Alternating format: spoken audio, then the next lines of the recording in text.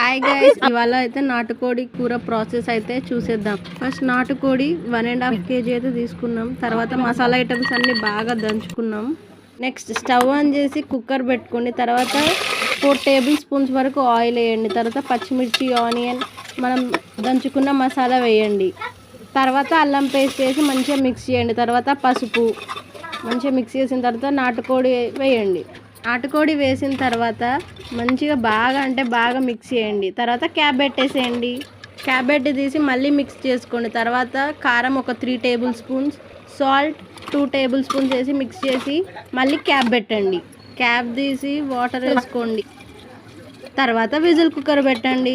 2 whistles తర్వాత open చేసి చూడండి. 2 విజిల్స్ తర్వాత విజిల్స్ అంతా అయిపోయిన తర్వాత స్లోగా ఓపెన్ చేయండి. ఓపెన్ చేసిన తర్వాత కొత్తిమీర ఇంకా చికెన్ మసాలా అయితే వేసినాం మేమైతే. ఆ తర్వాత సర్వ్ చేసుకొని తినడమే. తనైతే మా అమ్మమ్మ కొంచెం డ్రింక్